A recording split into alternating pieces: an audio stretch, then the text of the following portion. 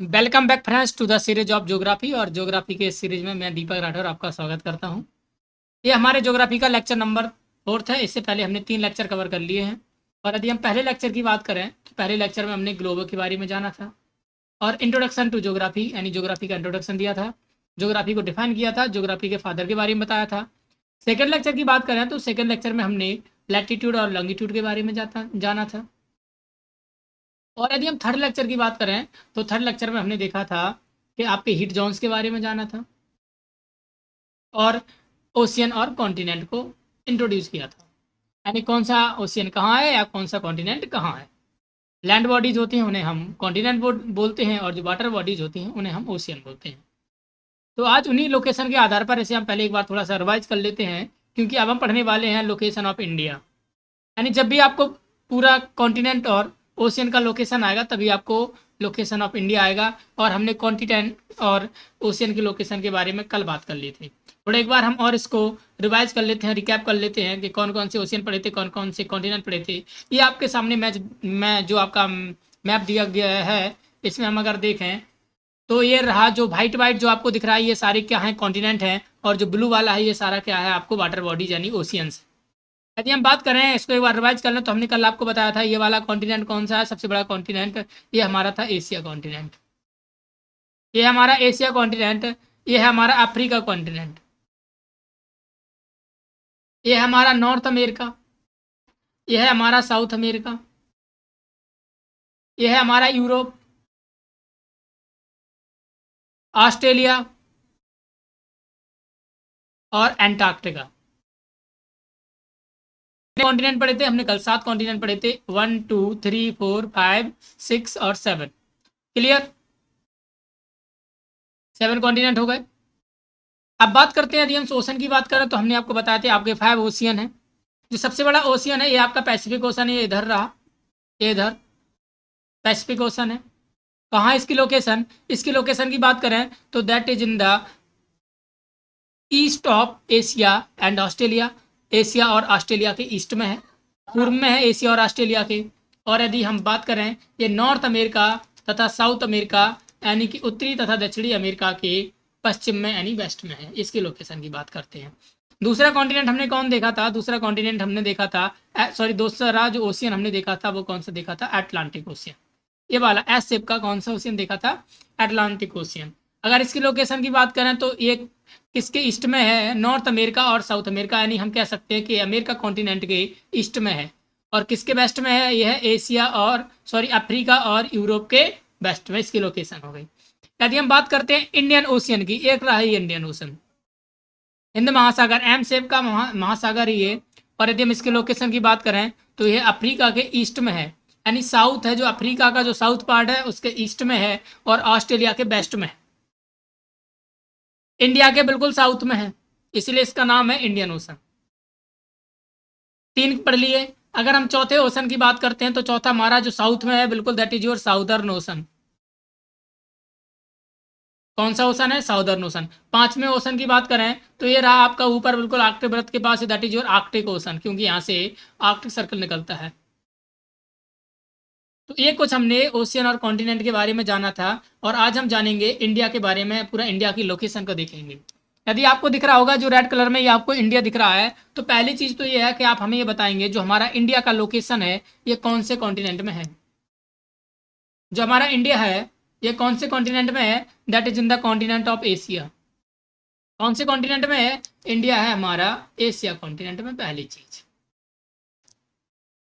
और एक चीज और देखिएगा, जो आपका एशिया ये क्या आपका इक्वेटर निकला हुआ है, एशिया महाद्वीप में हमारा इंडिया, ये हमारा इक्वेटर निकला हुआ है, विषुवत रेखा निकली गई है और ये 0 डिग्री। क्लियर बात।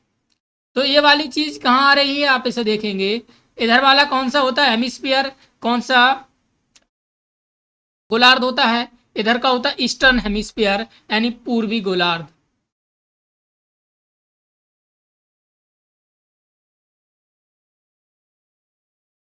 यार अगर इसके ऊपर की बात करें तो ये हमारा होता है कौन सा, उत्तरी गोलार्ध। गोलार्ध होता है यानी कि नॉर्दर्न हेमिस्फीयर। तो हमारा जो इंडिया है वो कहाँ है, एक तो नॉर्दर्न हेमिस्फीयर में है यदि हम इक्वेटर से देखें, और अगर हम 0 डिग्री लॉन्गिट्यूड से देखें तो ये हमारा ईस्टर्न हेमिस्फीयर में है। यानी इस दोनों को समअप करके देखें तो ये कहाँ मिलेगा, ये हमें मिलेगा नॉर्थ ईस्टर्न हेमिस्फीयर।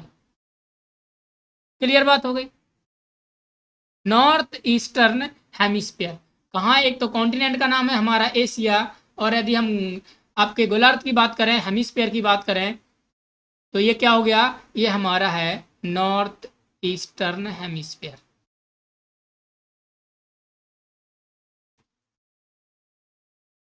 उत्तर पूर्वी गोलार्ध। क्लियर हो गई बात। उत्तर पूर्वी गोलार्ध में, एशिया कॉन्टिनेंट में, और एशिया में भी बात करें तो कहाँ है, आप बिल्कुल देखेंगे एशिया के बिल्कुल दक्षिण में है, बिल्कुल साउथ में है। तो एशिया में भी ये कहाँ है, साउथ में। कहाँ है, साउथ। साउथ में भी देखो बिल्कुल साउथ के बीच में है, तो कहाँ है, साउथ सेंट्रल। कहाँ है, ये हमारा दक्षिणी एशिया में है, साउथ सेंट्रल एशिया। ये हमारी लोकेशन हो गई कहाँ, एक तो कॉन्टिनेंट में हो गई, दूसरी लोकेशन है हमारी कहाँ, हेमिस्फीयर में। अगर कोई पूछे बताओ इंडिया कौन से हेमिस्फीयर में लाइज करती है, तो इंडिया जो आपकी लाइज करेगी that is lies in the north eastern hemisphere. और बात करें कौन से कॉन्टिनेंट में, that is in the continent of Asia. आपको पता है वर्ल्ड लार्जेस्ट कॉन्टिनेंट एशिया है, और एशिया कॉन्टिनेंट में भी कौन से डायरेक्शन में, आप कहेंगे साउथ डायरेक्शन में, और साउथ डायरेक्शन में कौन से पार्ट में, साउथ सेंट्रल पार्ट में। क्लियर हो गई बात। ये थी हमारी कहाँ की कहानी, केवल कॉन्टिनेंट और हेमिस्फीयर की बात।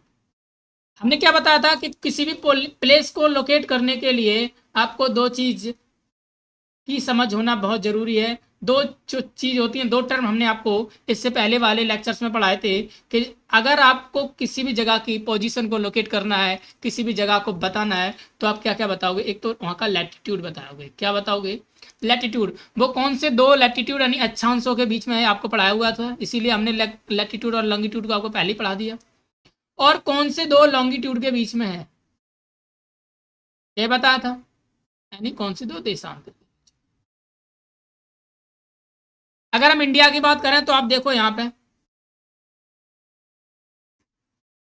ये है, ये हमारा इंडिया। एक ऐसा अक्षांश गया होगा, सॉरी देशांतर, और एक यहाँ से गया होगा, ये तो देशांतर हो गए दोनों। और कौन कौन से दो अक्षांशों के बीच में होगा, ये देखो ये पूरा पार्ट है, एक ये अक्षांश, और ये आपका एक अक्षांश ये रहा। ये अभी हम केवल मैनलैंड की बात कर रहे हैं, केवल हम जमीन जमीन की बात कर रहे हैं। किसकी बात कर रहे हैं, केवल हम जमीन जमीन की बात कर रहे हैं। वैसे इंडिया का एक्सटेंशन तो यहाँ तक है, बिल्कुल यहाँ तक, वो हम आपको बाद में पढ़ाएंगे। पूरा टेरिटरी की बात करेंगे, अभी हम केवल मैनलैंड की बात कर रहे हैं, जो इंडिया का लैंड है केवल। दो रहे ये आपके अक्षांश रहे हैं, और ये रहे दोनों देशांतर। इनके बीच में क्या, कौन कौन सा है, अब हम अक्षांश और देशांतर को देखेंगे, कौन दो अक्षांश के बीच में है और कौन दो देशांतर के बीच में है। यानी अगर हम इसको और अच्छे से यहाँ देखें, ये रहा आपका एक देशांतर, ये रहा आपका दूसरा देशांतर, एक रहा आपका ये अक्षांश, और एक रहा आपका ये अक्षांश। इनको एक बार नेमिंग दे दें अच्छे से, इनको बिल्कुल याद कर लेना कहाँ से कहाँ के बीच में है, एक बार इनको बिल्कुल अच्छे से याद कर लेना। मैं आपको बताता हूँ, पहले आप देखिएगा, ये है आपका 8 डिग्री 4 मिनट से 37 डिग्री 6 मिनट के बीच में, 37 डिग्री 6 मिनट, कहाँ से, 8 डिग्री 4 मिनट से 37 डिग्री 6 मिनट के बीच में। अगर हम बात करते हैं देशांतर, कौन कौन से दो देशांतर के बीच में है, यानी कि कौन कौन से दो लॉन्गिट्यूड के बीच में है इसका एक्सटेंशन, तो है 68 डिग्री 7 मिनट से 97 डिग्री 25 मिनट। क्लियर हो गई बात। कौन कौन से दो देशांतर के बीच में है, 68 डिग्री 7 मिनट और 97 डिग्री 55 मिनट। कौन कौन से दो अक्षांश के बीच में है, 8 डिग्री 4 मिनट से 37 डिग्री 6 मिनट। क्लियर हो गई बात? तो अभी हमने कौन कौन से पॉइंट पढ़े, इनको एक बार रिवाइज कर लो। बिल्कुल आपको सारी चीज हम यहीं पे याद करवा देंगे। बिल्कुल पहला पॉइंट हमने पढ़ा था, ये कौन से हेमिस्फीयर में है? ये है हमारा नॉर्थ ईस्टर्न हेमिस्फीयर।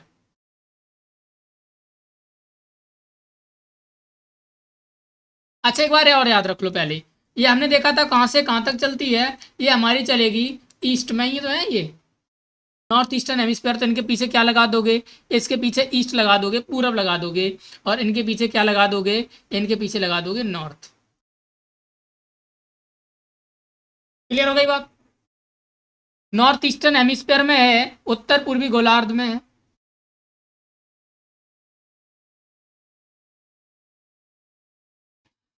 उत्तर पूर्वी गोलार्ध में अभी कौन से कॉन्टिनेंट में? एशिया महाद्वीप में है। एशिया कॉन्टिनेंट में, एशिया में भी कौन सी जगह है? South central.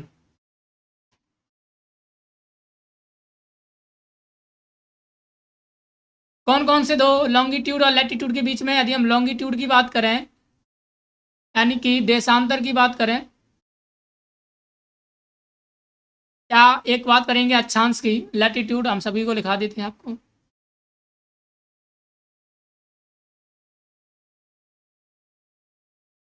तो आप देखेंगे क्या कि कौन कौन से दो देशांतर के बीच में है? तो है 68 डिग्री 7 मिनट ईस्ट से 97 डिग्री 25 मिनट ईस्ट। और अगर हम लैटिट्यूड की बात करें तो है 8 डिग्री 4 मिनट से 37 डिग्री 6 मिनट नॉर्थ। ये भी आपका नॉर्थ। यहाँ तक अभी हमने इंडिया की लोकेशन के बारे में बात करी। यदि आपको ये चित्र दिख रहा होगा तो हमने आपको एक चीज बताई थी, जो भी ब्लू से होता है, जो भी ब्लू आपको ग्लोब में दिखता है, मैप में दिखता है ब्लू कलर का, वो होता है आपका वाटर, होता है कि नहीं? तो ये वाटर बॉडीज है। अगर आप इस मैप को ढंग से देखेंगे तो ये क्या देखेंगे कि हमारी इंडिया, जो हमारा भारत है, ये तीन तरफ से पानी से घिरा है। एक ये तरफ रहा, और एक ये तरफ रहा, और एक नीचे। कैसे घिरा? अगर आप इधर की बात करेंगे तो इधर आप लिखेंगे बे ऑफ बंगाल। क्या है? ईस्ट में क्या है? बे ऑफ बंगाल, बंगाल की खाड़ी।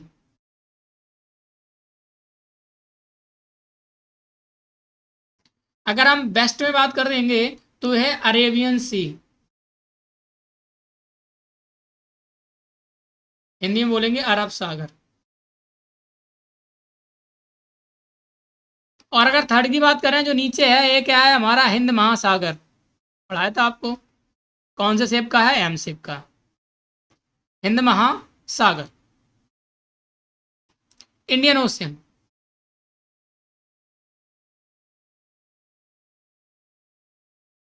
तो आप देखेंगे कितने तरफ से पानी से गिर गई? तीन तरफ से पानी से गिर गई। इसीलिए हमारे इंडिया को बोला जाता है पेनिनसुलर कंट्री।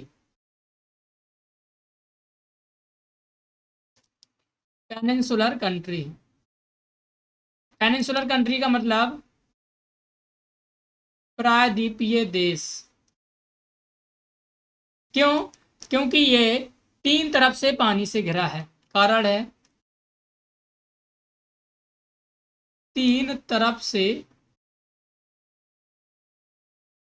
पानी से घिरा है। कौन तीन तरफ है वो देखिएगा जल्दी। एक आपका साउथ है, ईस्ट है और वेस्ट है, यानी कि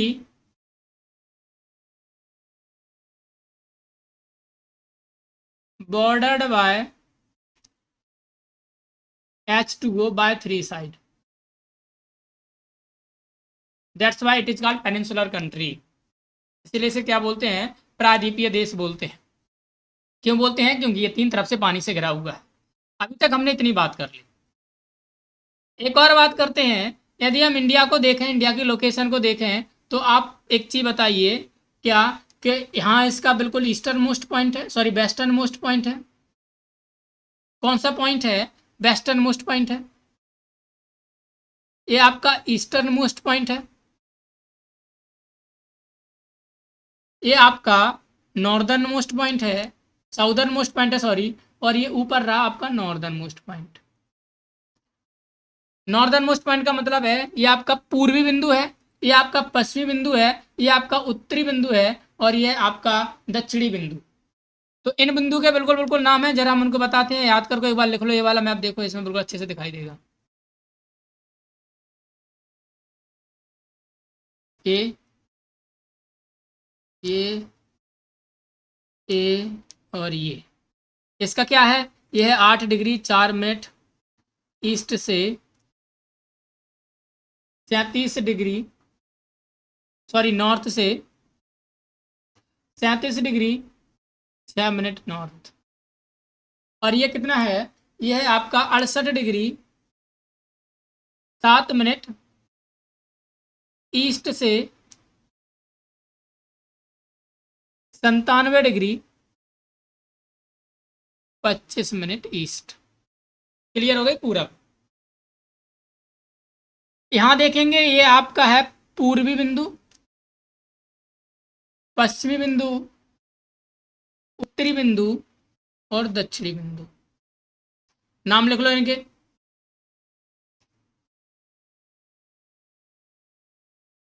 पूर्वी बिंदु,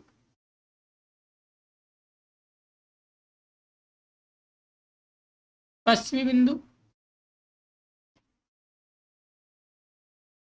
उत्तरी बिंदु और ये हो गया आपका दक्षिणी बिंदु।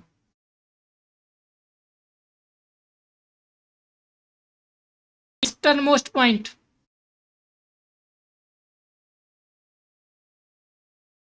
वेस्टर्न मोस्ट पॉइंट,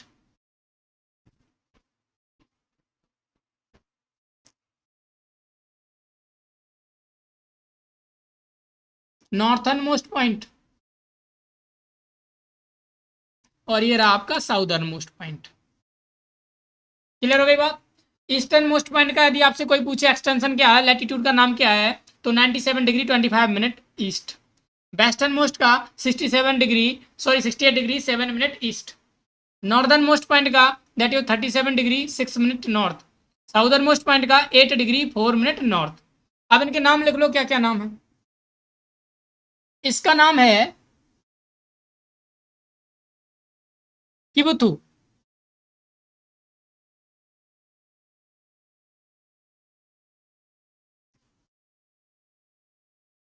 किबुथु जगह है, यहां से ये लाइन निकली हुई है।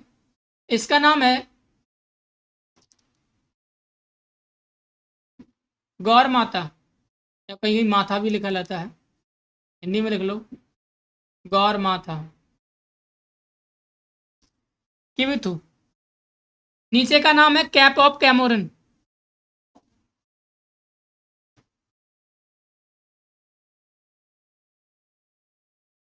कन्याकुमारी।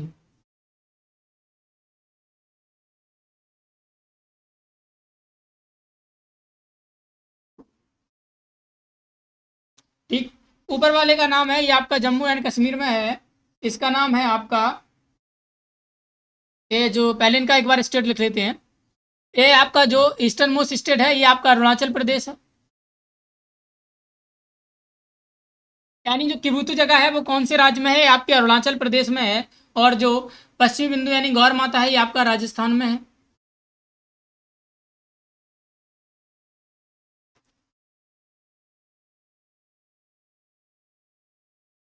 और ये जो आपका दक्षिणी मोस्ट बिंदु है, ये कैप ऑफ कैमोरन है, कन्याकुमारी, ये इसका राज्य का नाम है तमिलनाडु।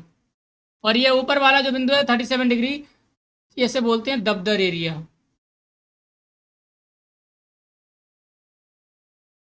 कौन सी जगह है? ये आपका है जम्मू एंड कश्मीर। क्लियर हो गई बात? ये हमारे 4 बिंदु। अगर आपसे कोई पूछे which is the eastern most state, सबसे पूर्व में कौन सा राज्य है, आप नाम देंगे अरुणाचल प्रदेश। सबसे वेस्ट में यानी पश्चिम में कौन सा राज्य है, इसका नाम है गौर माता। दक्षिण में कौन सा राज्य, कैप ऑफ कैमोरिन यानी कन्याकुमारी, कैप ऑफ कैमोरिन भी बोलते हैं।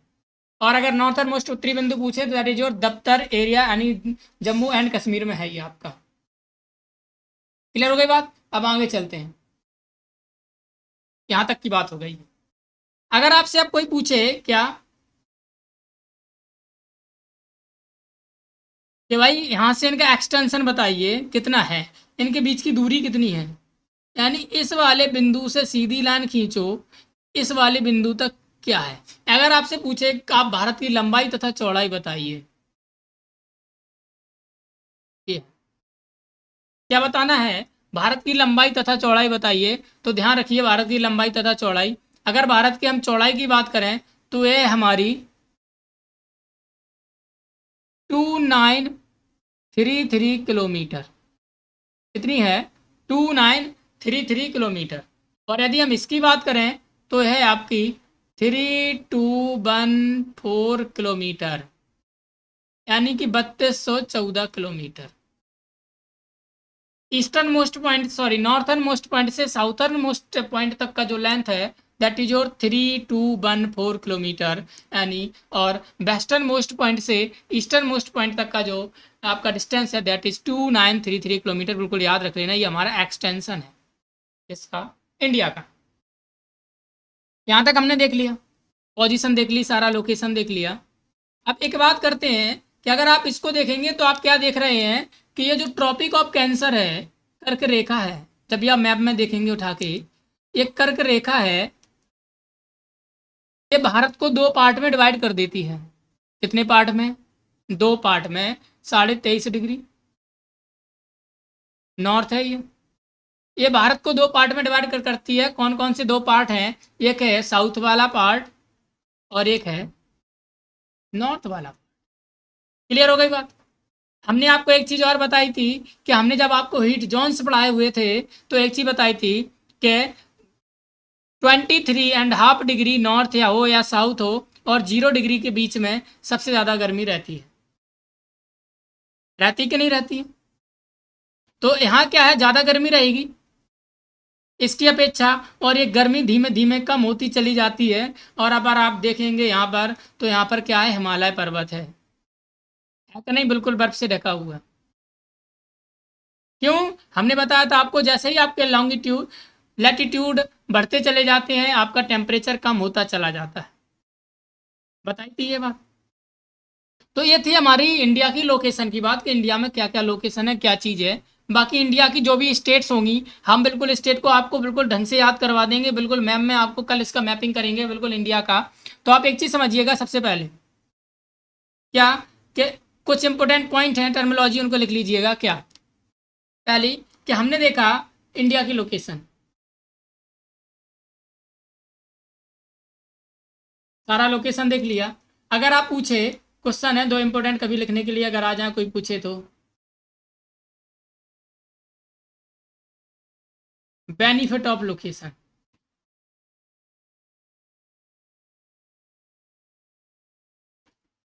यानी इंडिया के बेनिफिट क्या है? ये जो लोकेशन है इसका कोई बेनिफिट है? बिल्कुल बेनिफिट है। क्या बेनिफिट है इसके, क्या फायदे हैं इस स्थिति के? पहला फायदा तो ये है कि इंडिया हमारी है वो क्या है, लोअर लैटिट्यूड में स्थित करती है। क्योंकि ये लोअर लैटिट्यूड में है, लोअर से हायर की तरफ जाती है, यानी टेम्परेचर ज़्यादा ही रहता है यहाँ का। तो यहाँ का टेम्परेचर कैसा है, तापमान कैसा है, ज़्यादा है। अगर तापमान ज़्यादा होगा तो एक चीज़ तो क्लियर है, क्या? कि रेनफॉल ज़्यादा होगी।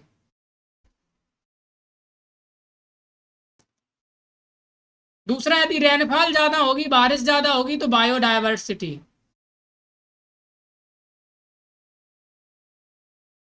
जैव विविधता अच्छी होगी। अगर यहाँ पे जैव विविधता है, रेनफॉल ज़्यादा है, तो यहाँ पर खेती कृषि यानी कि एग्रीकल्चर अच्छा होगा। इतनी बात हमने जानी।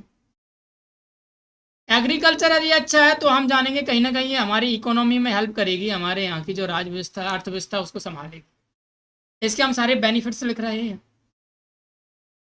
दूसरी चीज क्या देखेंगे कि आप यहाँ देखेंगे, यहाँ पे क्या है,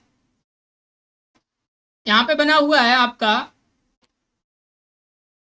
अरेबियन सी, अरब सागर। और यहाँ पे यदि हम देखेंगे यह है आपकी बे ऑफ बंगाल, बंगाल की खाड़ी। नीचे क्या है, हिंद महासागर, इंडियन ओशन। तीन तरफ से पानी से घिरी, ये चीज हमने देखी थी। तो इसका मतलब ये तीन तरफ से पानी से घिरी है, तो इसका मतलब है ट्रांसपोर्ट भी बहुत ही सस्ता है और बहुत ही जल्दी हो जाएगा, अच्छा है।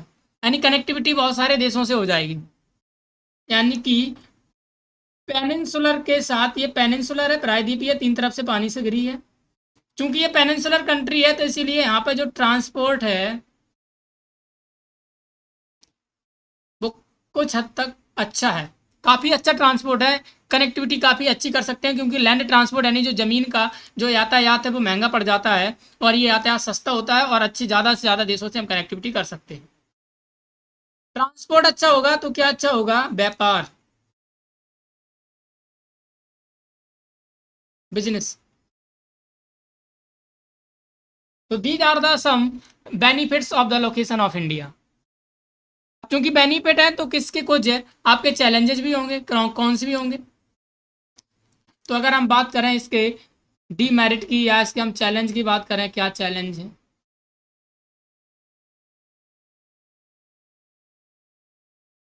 पहला तो चैलेंज ये देखिएगा, टेम्परेचर ज़्यादा है। अगर टेम्परेचर ज़्यादा है तो ग्लोबल वार्मिंग, तापमान ज़्यादा है तो ग्लोबल वार्मिंग की समस्या। क्लियर हो गई बात? क्योंकि ग्लोबल वार्मिंग है तो कई तरह की बीमारियां आएंगी, डिसीजेस। ग्लोबल वार्मिंग है तो अनइवन डिसास्टर आएंगे। क्लियर हो गई बात? और दूसरी चीज क्या कि हम तीन तरफ से किससे घिरे हैं? पानी से घिरे हुए हैं। तो हमारे यहाँ डिसास्टर जैसे कि आपका भूकंप, अर्थक्वेक। दूसरा क्या, यहाँ से देखो, फ्लड, बाढ़, साइक्लोन,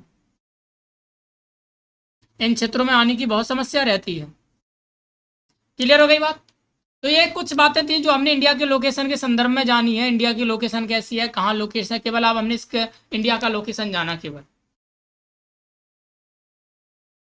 अब बात करेंगे अगले वीडियो में जो इंडिया से रिलेटेड जितनी भी स्टेट हैं वो कहाँ है, क्या लोकेशन है। निकल हम इंडिया के पूरे मैप को पहले याद करेंगे अच्छे से। याद रखिए, यदि आपने इंडिया का पूरा मैप विद स्टेट याद कर लिया तो मान लीजिएगा आपका 50% इंडियन ज्योग्राफी वहीं खत्म हो जाती है। मैप आपका 50% काम खत्म कर देता है। यदि हम आपसे कहीं भी बोले, यदि आपको कहीं की लोकेशन पता होगी, टेम्परेचर पता, आपको टेम्परेचर तो अब पता लगने लगा है कि टेम्परेचर ऊपर बढ़ता है, लोकेशन पता होगी, वहाँ की उसी के हिसाब से वहाँ की मिट्टियाँ होंगी, जैसी बारिश होगी वैसी मिट्टी होगी, जहाँ बारिश नहीं होगी वहाँ रेगिस्तान होगा। क्लियर हो गई बात? तो ये सारी कहीं ना कहीं एक दूसरे से इंटर रिलेटेड है, पूरी ज्योग्राफी। तो पहले आप इसके पूरे बेसिक को फंडा कंप्लीट, फाउंडेशन को कंप्लीट कीजिए। उसके बाद हम कल के लेक्चर में आएंगे, आपको पूरा आपका जो मैप होगा इंडिया का उससे आपके उंगलियों पर करवा देंगे। तो आप क्या करेंगे, पहले उसका अच्छे से रिवाइज करेंगे और एकदम इनको बिल्कुल अपने कॉपी में लिखेंगे। बाकी जो भी समझ में नहीं आए आपको, आप पूछ सकते हैं दीपक राठौर क्लास से के टेलीग्राम चैनल, वहाँ पे अपनी आपका जो भी प्रॉब्लम हो उसे आप डाल दिया करें। आपकी प्रॉब्लम को मैं अच्छे से सॉर्ट आउट करके आपको भेज दूंगा। तो आज के लिए सिर्फ इतना है। अब हम मिलेंगे कल के लेक्चर में, तब तक के लिए थैंक यू, बाय बाय। देखते रहिए और अच्छे से पढ़ते रहिए। Have a nice day.